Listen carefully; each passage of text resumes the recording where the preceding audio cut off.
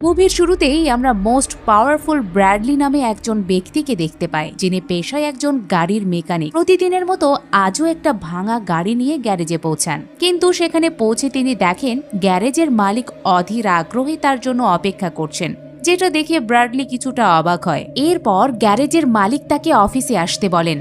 এখন ব্র্যাডলি বুঝতে পারেন যে তাকে আসলে চাকরিচ্যুত করা হতে পারে, এবং ঠিক সেইটাই ঘটে।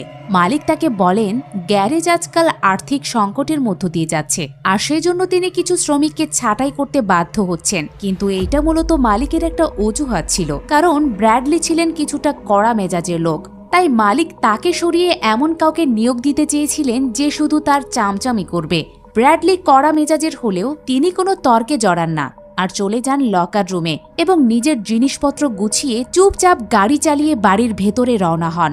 এখান থেকেই শুরু হয় ব্র্যাডলির জীবনের পতন, যা কিনা গল্পের শেষ পর্যন্ত তাকে অনুসরণ করে। ব্র্যাডলি তার গাড়িটি বাড়ির সামনে থামিয়ে দেখেন তার স্ত্রী লরেন তার গাড়িতে বসে ফোনে কারো সাথে কথা বলছেন। ব্র্যাডলির মনে সন্দেহ জাগে, আর সেজন্য তিনি সত্যটা জানতে কিছুক্ষণ তার দিকে তাকিয়ে থাকেন। যখন তিনি নিশ্চিত হন, তখন সাথে সাথে লরেনের কাছে গিয়ে গাড়ির দরজা খুলতে বলেন। তার স্ত্রী তাকে উল্টো জিজ্ঞেস করেন তিনি কেন আজকে তাড়াতাড়ি কাজ থেকে ফিরে এসেছেন। তখনই ব্র্যাডলি তার স্ত্রীর গলায় কারো ঠোঁটের দাগ দেখতে পান এবং লরেনকে তার ফোনটি দিতে বলেন, কিন্তু লরেন ফোন দিতে অস্বীকার করেন। ব্র্যাডলি তার হাত থেকে ফোনটি কেড়ে নেন এবং তার সন্দেহ সত্যি প্রমাণিত হয়। লরেন একজন অচেনা লোকের সাথে ফোনে কথা বলছিলেন। ব্র্যাডলি রাগের সাথে লরেনকে বাড়ির ভেতরে যেতে বলেন। লরেন মিনতি করে বলে, আমার কথা শোনো। ব্র্যাডলি বলে, আমি বললাম বাড়ির ভেতরে যাও। এরপর লরেন নীরবে বাড়ির ভেতরে চলে যান। ব্র্যাডলি তখন সদ্য চাকরি হারিয়েছেন, আর এখন তার স্ত্রীর এই পরকীয়া তাকে আরো বেশি চিন্তিত করে তোলে। তাই তিনি তার সব রাগ লরেনের গাড়ির ওপরে ঝাড়তে শুরু করেন। প্রচণ্ড রাগে তার হাতে মারাত্মক আঘাত লাগে, কিন্তু তিনি সেটা খেয়ালই করেন না। কিছুক্ষণ পর তিনি নিজেকে শান্ত করেন এবং বাড়ির ভেতরে গিয়ে লরেনকে প্রশ্ন করেন যে তিনি কতদিন ধরে অন্য পুরুষের সাথে আছেন। লরেন সব প্রকাশ করে বলেন তিনি গত 3 মাস ধরে অন্য একজনের সাথে সম্পর্ক রাখছেন। আসলে কিছুদিন আগে লরেনের গর্ভপাত হয়েছিল, যার কারণে তিনি বিষণ্ণ থাকতেন এবং ব্র্যাডলি প্রায়শই নিজের কাজে ব্যস্ত থাকতেন। ফলে লরেন বাড়িতে একা এবং খুব দুঃখী অনুভব করতেন, আর এই শূন্যতা পূরণ করার জন্যই তিনি অন্য এক পুরুষের সাহায্য নিতে বাধ্য হন। তার কথা শুনে ব্র্যাডলি বুঝতে পারেন লরেনকে তার আরও সময় দেওয়া উচিত ছিল। তিনি এর জন্য লরেনের কাছে ক্ষমা চান এবং বলেন আজ থেকে তারা দুজন একটা নতুন জীবন শুরু করবেন। লরেন তাতে রাজি হন। এরপর ব্র্যাডলি লরেনকে জানান তার চাকরিটা চলে গিয়েছে, আর এটাও জানান যে তিনি গিল নামে এক মাদক সম্রাটের জন্য কাজ করবেন। গিলের নাম শুনে লরেন স্পষ্ট জানিয়ে দেন যে তিনি গিলের সাথে কাজ করবেন না, এবং আরও বলেন যে ব্র্যাডলি নিজেই বলেছিলেন যে তিনি কখনোই গিলের সাথে কাজ করবেন না। ব্র্যাডলি বলেন, হ্যাঁ আমি বলেছিলাম, কিন্তু এই পরিস্থিতিতে আমরা সুখী পরিবার হিসেবে বাঁচতে পারবো না। পরিবার চালানোর জন্য টাকার প্রয়োজন, এবং বর্তমান আমার কাছে কোনো উপায় নেই। তিনি লরেনকে এও বলেন যে তিনি অত্যন্ত সতর্কতার সাথে এই কাজটি করবেন। এরপরে গল্প এগিয়ে যায় 18 মাস। এখন ব্র্যাডলির কাজ হলো একটা অ্যাপার্টমেন্টে একজন মাদক বহনকারীকে খুঁজে বের করা, যে কিনা সমস্ত মাদক ব্যবসায়ীদের কাছে প্যাকেজ পৌঁছে দিত। ব্র্যাডলি সেই ব্যবসায়ীর সাথে দেখা করে তার জিনিসপত্র হস্তান্তর করেন। কাজ শেষ হলে তিনি বাড়ি ফেরেন। ততদিনে ব্র্যাডলির জীবন পুরোপুরি পাল্টে গিয়েছে, কারণ এই কাজ থেকে তিনি প্রচুর টাকা আয় করছেন। এখন তিনি একটা বড় বাড়িতে থাকেন, এমনকি তার 2-3টা বিলাসবহুল গাড়িও রয়েছে। আর কয়দিন বাদেই লরেন একটা সন্তানের জন্মও দিতে চলেছেন, যা তাদের সুখকে আরও বাড়িয়ে দেবে। কিন্তু লোকে বলে অন্যায় কাজের ফল সর্বদা খারাপই হয়। ব্র্যাডলি লরেনকে বেডরুমে নিয়ে আসেন, কিন্তু সবই মাত্র তারা কথা বলার সুযোগ পেয়েছেন ঠিক তখনই গিলের কাছ থেকে ব্র্যাডলির কাছে একটা ফোন আসে। গিল তাকে বিদেশে তার বাড়িতে আমন্ত্রণ জানান। ব্র্যাডলি তখনই নিজের গাড়ি নিয়ে গিলের সাথে দেখা করতে বেরিয়ে যান। লরেনের চোখে স্পষ্ট ফুটে ওঠে যে ব্র্যাডলির এই কাজে তিনি মোটেও খুশি নন। কিছুক্ষণ পর ব্র্যাডলি তার গাড়ি নিয়ে সেই জায়গাতে পৌঁছান যেখানে আমাদের দেখা হয় মাদক মাফিয়া গিলের সাথে, যার জন্য ব্র্যাডলি কাজ করেন। দেখা হওয়ার পর দুজনের মধ্যে ব্যবসা নিয়ে কথা হয়। গিল বোঝান তার এলিজা নামে এক বন্ধু আছে, যার মেক্সিকোতে বিশাল যোগাযোগ রয়েছে। তার জন্য ব্র্যাডলিকে একটা গুরুত্বপূর্ণ কাজ করতে হবে। কিছুক্ষণ পর এলিজাও তার 2 লোক রোমান এবং পেড্রোকে নিয়ে সেখানে পৌঁছায়। এলিজা তখন ব্র্যাডলিকে বলেন তার জন্য একটা গুরুত্বপূর্ণ কাজ আছে এবং তার 2 লোক রোমান এবং পেড্রো তার সাথে যাবে।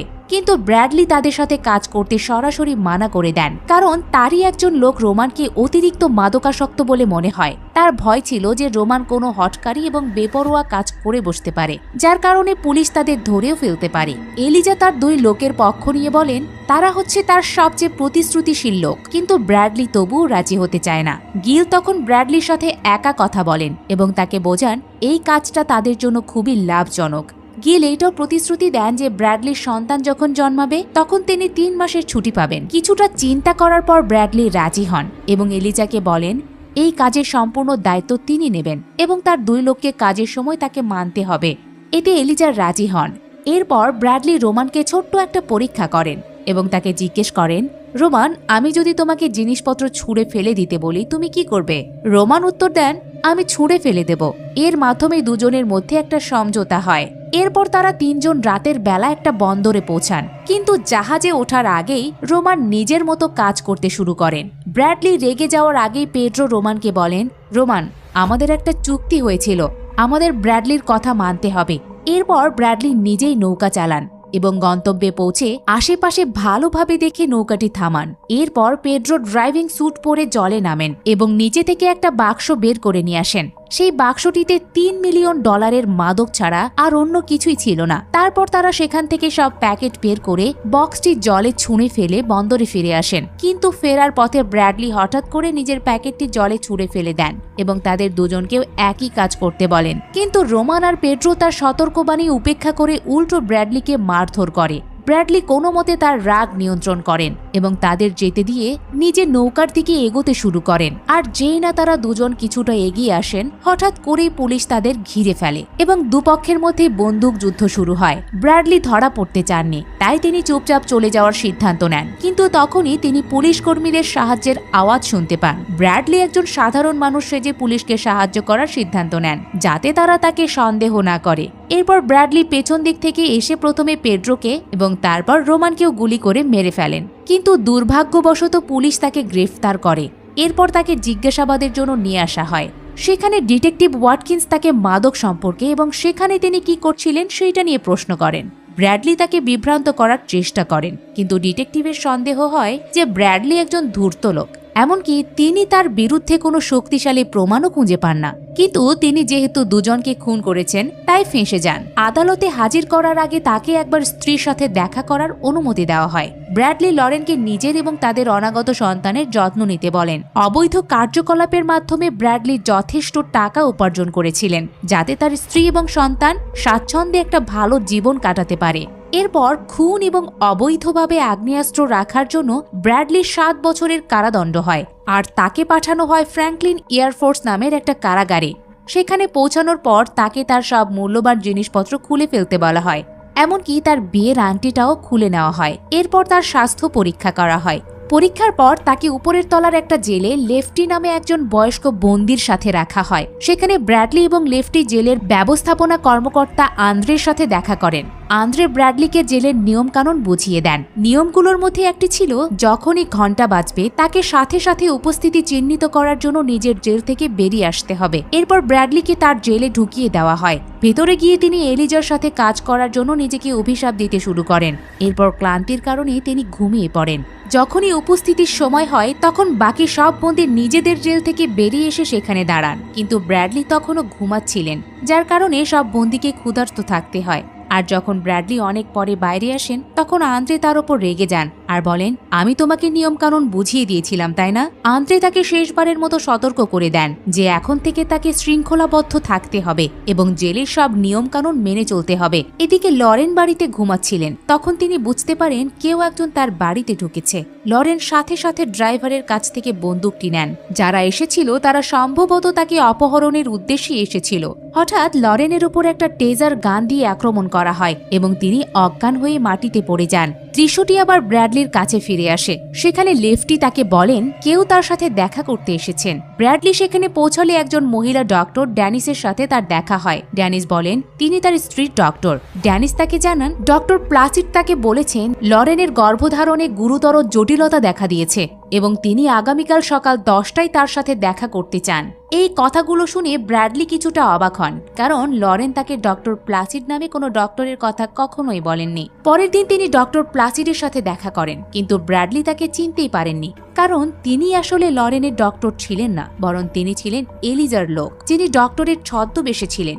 এরপর তিনি বুঝিয়ে বলেন একটা পূর্বের লেনদেনে ব্যর্থ হওয়ার কারণে তার বস এলিজার $3 মিলিয়ন লোকসান হয়েছে, যেটা কিনা ভারতীয় মুদ্রায় প্রায় 270 কোটি টাকা। ডক্টর প্লাসিড তখন তাকে লরেনের একটা ছবি দেখান, যাকে তারা অপহরণ করেছে। ডক্টর প্লাসিড আরও বলেন এলিজা তার ওপর খুবই রেগে আছেন এবং তিনি তার স্ত্রী এবং অনাগত সন্তান উভয়কে মেরে ফেলবেন, তবে একটা শর্তে তিনি তা করবেন না। অবশেষে দুজনের মধ্যে একটা চুক্তি হয়। ব্র্যাডলিকে বলা হয় যে তাকে আজীবন কারাদণ্ডপ্রাপ্ত এক লোককে খুন করতে হবে এবং সেই লোকটি র্যাডক্লিফ কারাগারের ব্লক 99-এ বন্দী রয়েছে, যার নাম ক্রিস্টোফার।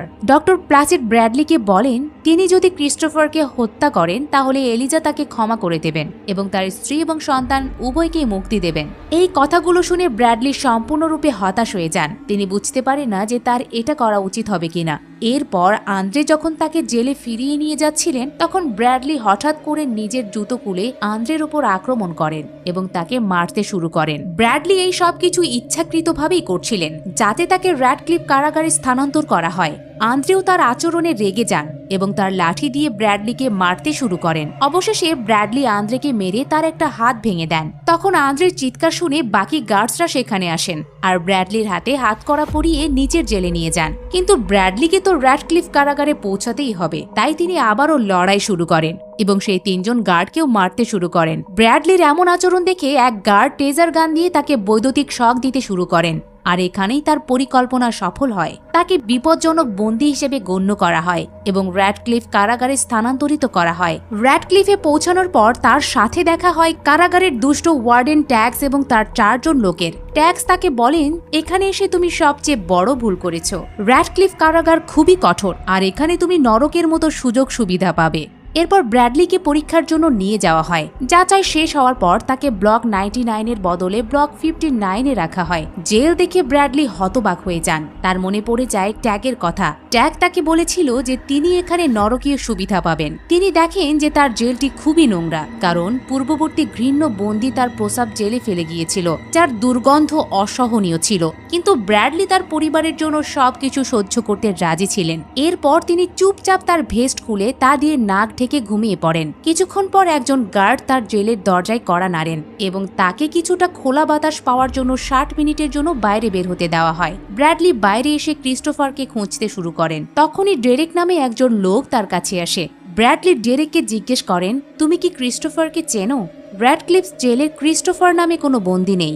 এই কথা শুনে ব্র্যাডলি অবাক হন। এরপর ব্র্যাডলি সামনের দিকে ব্যায়ামরত বন্দীদের একটা দলের কাছে যাওয়ার সিদ্ধান্ত নেন, কিন্তু ডেরেক তাকে তাদের কাছে যেতে বারণ করেন, কারণ তারা সবাই পাগল অর্থাৎ সাইকো। কিন্তু ব্র্যাডলি তবুও তাদের কাছে যান। এরপরে সেই বন্দীরা ব্র্যাডলির ওপর রেগে যায়। ব্র্যাডলিও তাদেরকে লড়াই করার জন্য উস্কানি দিতে শুরু করেন এবং এখানেও ব্র্যাডলি তাদের মারতে শুরু করেন। আর এই সব কিছু তিনি ইচ্ছাকৃতভাবেই করছিলেন, যাতে তাকে বিপজ্জনক বন্দী হিসেবে গণ্য করে ব্লক 99-এ রাখা হয়, যেখানে গিয়ে তিনি ক্রিস্টোফারকে হত্যা করে তার পরিবারকে বাঁচাতে পারেন। এরপর একজন গার্ড তাদের লড়াই থামাতে বাতাসে গুলি ছোড়েন। এরপর গুলির শব্দ শুনে গার্ডরা সেখানে পৌঁছায়, কিন্তু ব্র্যাডলি আবারও গোলমাল বাঁধিয়ে উল্টো গার্ডসদেরই মারতে শুরু করেন। অবশেষে ট্যাক্স সেখানে আসেন এবং গার্ডসদের ব্র্যাডলির মুখ ঢেকে দিতে বলেন। এরপর তার মুখ ঢেকে তাকে সরাসরি ব্লক 99-এ নিয়ে যাওয়া হয়, যা ছিল একটা ভূগর্ভস্থ জেল অর্থাৎ অন্ধকূপ। ব্র্যাডলিকে সেখানে নিয়ে যাওয়া হয় এবং প্রথমে তাকে শান্ত করার জন্য রিমোট নিয়ন্ত্রিত ইলেকট্রিক ঢাল সহ তার জেলে ঢুকিয়ে দেওয়া হয়। সেখানে চারিদিকে কাঁচের টুকরো ছড়ানো ছিল। এরপর ট্যাক্স রিমোটের মাধ্যমে বৈদ্যুতিক শক দিয়ে তাকে মারধর করেন। দৃশ্যটি আরও একবার লরেনের দিকে ফেরে। তাকে যেখানে অপহরণ করে রাখা হয়েছিল তার অবস্থা অনেক খারাপ হয়ে যায় এবং সেখানে আমরা ডক্টর প্যাসিডকে তার ছবি তুলতে দেখি। তার সাথে একজন কোরিয়ান গর্ভপাত বিশেষজ্ঞও ছিলেন, যা থেকে স্পষ্ট বোঝা যায় যে তারা লরেনের গর্ভপাত ঘটাতে চলেছেন। দৃশ্যটি আবারও ব্র্যাডলির দিকে ফেরে, যিনি বৈদ্যুতিক শকের কারণে মার খেয়ে অজ্ঞান হয়ে নিজের জেলে পড়ে আছেন। জ্ঞান ফেরার পর তিনি ক্রিস্টোফারের নাম ধরে চিৎকার করতে শুরু করেন। তখন তার পাশের জেলের বন্দিটি তাকে বলেন ব্লক 99-এও ক্রিস্টোফার নামে কোনো বন্দি নেই। এরপর তার চিৎকার শুনে কয়েকজন গার্ড সেখানে আসেন এবং তাকে জেল থেকে বের করে বৈদ্যুতিক শক দিতে শুরু করেন। এরপরে একজন গার্ড ব্র্যাডলিকে বলেন ক্রিস্টোফার তোমার সাথে দেখা করতে চায়। এরপর তাকে ক্রিস্টোফারের জেলে নিয়ে যাওয়া হয় এবং এখানেই গল্পের সবচেয়ে বড় রহস্য উন্মোচিত হয়। এই দৃশ্য দেখে ব্র্যাডলি খুবই অবাক হন। আসলে সেখানে ক্রিস্টোফার ছিলেন না, বরং সেখানে ছিলেন এলিজার। সে চেয়েছিল ব্র্যাডলিকে ব্লক 99-এ আনার জন্য। এলিজার ব্র্যাডলির উপর প্রতিশোধ নিতে চেয়েছিলেন, কারণ ব্র্যাডলির কারণেই তার $3 মিলিয়ন লোকসান হয়েছে এবং ব্র্যাডলি গ্রেফতারও হয়েছে। তার উপর ব্র্যাডলি পেড্রোকেও মেরেছিলেন, যে ছিল তার বোনের স্বামী। তাই এখন তিনি ব্র্যাডলির ওপর প্রতিশোধ নিতে চান। সম্ভবত তিনি টাকা দিয়ে সেই গার্ডসদের হাত করে নিয়েছিলেন। এরপর ব্র্যাডলিকে বারবার বৈদ্যুতিক শক দেওয়া হয়। এলিজা তখন তার স্ত্রীর একটা ছবি দেখান, যেটা কিনা ডক্টর প্লাসিড পাঠিয়েছিলেন। এলিজা তাকে বলেন এখন না তিনি বাঁচবেন আর না তার পরিবার। এরপর তাকে প্রচন্ড মারধর করা হয় এবং টেনে হিঁচড়ে তার জেলে ফিরিয়ে নিয়ে যাওয়া হয়। সেখানে ইলেকট্রনিক ঢালের রিমোটটি অ্যালগার নামে একজন গার্ডের হাতে ছিল, যিনি তাকে ক্রমাগত বৈদ্যুতিক শক দিয়ে নির্যাতন করতে থাকেন। ব্র্যাডলি পুরোপুরি ক্লান্ত এবং হতাশ হয়ে পড়েন, কারণ তার পরিবারকে বাঁচানোর সব প্রচেষ্টা এখন ব্যর্থ হয়েছে। এরপর তিনি তার পাশের জেলের বন্দির সাথে কথা বলেন এবং সেই সময় একটা কৌশল অবলম্বন করে তার জুতোর সোল বের করে ঢালের সেন্সরের উপর রেখে দেন, যার কারণে তিনি শক পাওয়া বন্ধ করে দেন। কিছুক্ষণ পর গার্ডসরা আবারও আসেন এবং তিনি ঠিক আছেন কিনা সেটা দেখতে করিডোরে নিয়ে যান। গার্ডরা তখন তাকে জেলে ফিরে যেতে বলেন। ব্র্যাডলি তখন অজুহাত দেখান এবং বলেন আমাকে কিছুক্ষণ খোলা বাতাস নিতে দিন। তখন গার্ডরা তাকে আবারও শক দিতে শুরু করেন, কিন্তু তারা জানেন না যে ঢাল আসলে কাজ করা বন্ধ করে দিয়েছে। কিন্তু ব্র্যাডলি তাদের সামনে শকের ভান করেন এবং সুযোগ বুঝে হঠাৎ করে 2 গার্ডের উপর আক্রমণ করে বসেন। তিনি একজন গার্ডকে মেরেই ফেলেন। এটা দেখে অন্য গার্ড ভয় পেয়ে সেখান থেকে পালিয়ে যান। ইনি তো একদম যমরাজ। ব্র্যাডলি এরপর সেই গার্ডের থেকে চাবি ছিনিয়ে নিয়ে তাকে তার জেলে আটকে দেন। ব্র্যাডলি এরপর সোজা সেই জেলের দিকে এগিয়ে যান যেখানে এলিজার ছিলেন। সেখানে পৌঁছানোর পর তার প্রথম মোকাবিলা হয় সেই পাগল বন্দীদের সাথে। ব্র্যাডলি তাদেরকে একের পর এক নির্মমভাবে মারতে শুরু করেন। তিনি একজনের মুখে পা দিয়ে পিষে দেন একদম, আরেকজনের চোখ উপড়ে ফেলে মেরে ফেলেন, আর তৃতীয় এবং শেষ বন্দীকে কুকুরের মতো মেরে অর্ধমৃত করে ছেড়ে দেন। অবশেষে তার মুখে এত জোরে লাথি মারেন যে তার মুখের হাড়ি ভেঙে যায়। এবার ভাবুন সেই এলিজার কথা, যার কারণে তিনি তার স্ত্রী এবং অনাগত সন্তানের কাছ থেকে চিরতরে দূরে সরে গেলেন। তাহলে ব্র্যাডলি এবার তার সাথে কি করতে চলেছেন? প্রথমে তিনি একটা শক্তিশালী ঘুষি মেরে তাকে মাটিতে ফেলে দেন। এরপর তার ফোনটি ছিনিয়ে নেন এবং তার লোকদের ফোন করে লরেনের গর্ভপাত থামাতে হুমকি দেন। কিন্তু এলিজার জেদ ধরেন এবং ব্র্যাডলির কথা শুনতে অস্বীকার করেন। ব্র্যাডলি তখন তার ডান পা ভেঙে দেন। অবশেষে এলিজা নরম হন এবং লরেনের গর্ভপাত বন্ধ করেন। ব্র্যাডলি তাকে এও বলেন যে লরেনকে যেন নিরাপদে গিলের কাছে পৌঁছিয়ে দেওয়া হয়। ব্র্যাডলি এরপর এলিজাকে টেনে হিঁচড়ে গার্ডদের সাথে তার জেলে ঢুকিয়ে দেন। কিন্তু যেই তিনি জেলের দরজা বন্ধ করতে যাবেন, তখনই ট্যাক্স এবং তার লোকজনের আগমন ঘটে। ট্যাক্স তার 2 লোকের কথা জিজ্ঞেস করেন। ব্র্যাডলি উত্তর দেন তার একজন লোক মারা গেছে, কিন্তু একজন এখনো বেঁচে আছে এবং তিনি দরজা খুললে তাকেও মেরে ফেলবেন। ব্র্যাডলি আসলে গিলের ফোনের জন্য অপেক্ষা করছিলেন, যাতে তিনি জানতে পারেন যে তার স্ত্রী এখন নিরাপদে আছেন। অন্যদিকে এলিজার অনুরোধে ডক্টর প্লাসিড এবং সেই কোরিয়ান ডক্টর ব্র্যাডলির স্ত্রীকে গিলের কাছে নিয়ে যান এবং তাকে নিরাপদে গিলের কাছে রেখে আসেন। ডক্টর প্লাসিড যাতে কোনো চালাকি করতে না পারেন সেজন্য তার দিকে বন্দুকও তাক করে রাখেন। কিন্তু তারা দুজন কিছুটা দূরত্বে যাওয়ার পরেই গিল হঠাৎ করে একটা স্নাইপার বের করে ডক্টর প্লাসিডের মাথায় গুলি করেন। এতে তার মৃত্যু হয়। এরপর লরেন তার কাছ থেকে স্নাইপারটি নিয়ে কোরিয়ান ডক্টরকেও মেরে ফেলেন, যিনি তার গর্ভপাত করতে চেয়েছিলেন। এদিকে ব্র্যাডলি গিলের কাছ থেকে একটা ফোন পান, যিনি তাকে জানান যে লরেন এখন নিরাপদে আছেন এবং তিনি এখন তার খেয়াল রাখবেন। গিল এরপর ফোনটি লরেনকে দেন, যার পরে ব্র্যাডলি তার অনাগত সন্তানের জন্য তার শেষ কথাগুলি বলেন। বড় হয়ে একজন ভালো মানুষ হও, সুস্থ থাকো, বুদ্ধিমান হও এবং একটি ভালো জীবন যাপন করো। ব্র্যাডলি খুবই দুঃখী ছিলেন, কারণ তিনি জানতেন যে তিনি তার সন্তানকে আর কখনোই দেখতে পারবে না।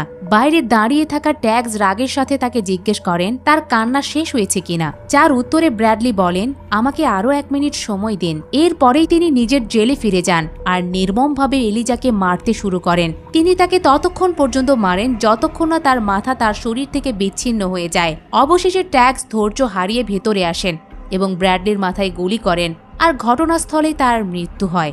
আর এখানেই শেষ হয় গল্পটি। ব্র্যাডলি জানতো এই নরক থেকে সে কখনোই ফিরতে পারবে না, তবু শেষ নিঃশ্বাস পর্যন্ত লড়েছে স্ত্রী আর অনাগত সন্তানের জন্য, নিজের ভালোবাসার জন্য। শেষ মুহূর্তে গুলির আওয়াজে থেমে যায় তার যুদ্ধ, কিন্তু পৃথিবীর সবচেয়ে ভয়ঙ্কর জেলও তার সাহস থামাতে পারেনি। সে হারলো একদম প্রাণে, কিন্তু জিতে গেল মানবতার যুদ্ধে। এই গল্প আমাদের শেখায় ভালোবাসা মানুষকে দানব বানাতে পারে, আবার সে ভালোবাসাই মানুষকে অমরও করে তোলে।